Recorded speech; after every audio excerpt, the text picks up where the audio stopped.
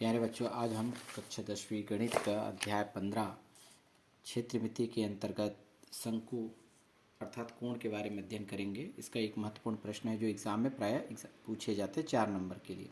तो प्रश्न पहले अध्ययन करते हैं। शंकु का व्यास दिया गया है 12 सेंटीमीटर, ऊंचाई दी गई 8 सेंटीमीटर। शंकु का वक्र पृष्ठ और आयतन ज्ञात करना है। हमेशा ध्यान देंगे, व्यास से दिया जाता है तो व्यास से आप त्रिज्या ज्ञात करेंगे, है ना। तो सबसे पहले दिया गया है उसे लिखेंगे। क्या दिया गया है? शंकु का व्यास बराबर 12 सेंटीमीटर तथा ऊंचाई दी गई है h से संबोधित करेंगे 8 सेंटीमीटर। इस तरह से व्यास का सूत्र होता है 2r बराबर 12 सेंटीमीटर। तो हमें r का मान प्राप्त हो जाएगा। r क्या है? त्रिज्या है। तो 12/2 और इसे हम भाग देंगे तो आएगा 6 सेंटीमीटर। तो त्रिज्या हमको प्राप्त हो गई 6 सेंटीमीटर। ध्यान देंगे, हमें ज्ञात करना है शंकु का वक्र पृष्ठ। शंकु का वक्र पृष्ठ का सूत्र होता है पाई आर एल। अभी इसके लिए हमें आर और एल की मान की आवश्यकता होगी। तो हमारे पास आर का मान तो है, एच का मान है, लेकिन एल का मान नहीं है। तो हमें सबसे पहले एल का मान ज्ञात करना पड़ेगा। एक अन्य सूत्र है, हम जानते हैं त्रिज्या ऊंचाई का, एल स्क्वायर बराबर h square plus r square. L का मान तब निकलेगा जब एच और आर का मान होगा। तो हमारे पास आर और एच का मान है तो रखेंगे तो एल का मान प्राप्त होगा। तो एल स्क्वायर बराबर एल यानी त्रिज्या ऊंचाई। एच का मान हमारे पास है 8 का वर्ग लिखेंगे। आर का मान 6 है तो 6 का वर्ग।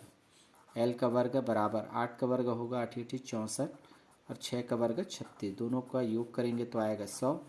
एल का वर्ग है तो 100 भी किसी संख्या का वर्ग हो सकता है, तो ये 10 का वर्ग होता है।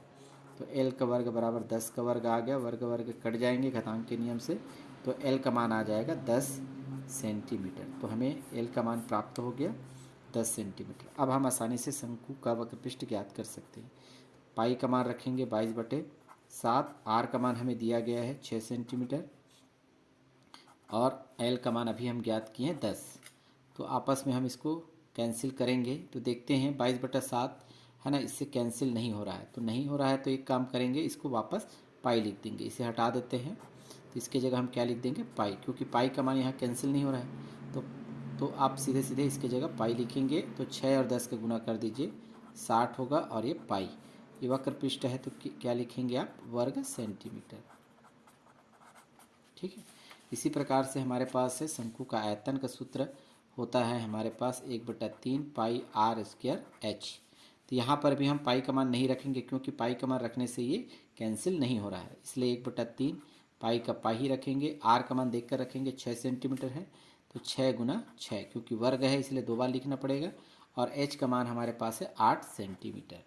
इस तरह से हम सभी का गुना करेंगे, लेकिन 3 जो है कट जाएगा 6 से। तो 3 एकम 3, 3 दूनी 6। तो हमारे पास क्या बचेगा? 2, 6 और 8। तो 12 है ना, 2 गुना 6 करेंगे तो कितना होगा? 12 गुना 8 और ये पाई का पाई। तो 12 गुना फिर 8 करेंगे तो 12 8 96 हो जाएगा। और पाई आयतन है तो क्या लिखेंगे? घन सेंटीमीटर। ये आपका उत्तर होगा। इस तरह से हम आसानी से क्वेश्चन को सॉल्व कर सकते हैं।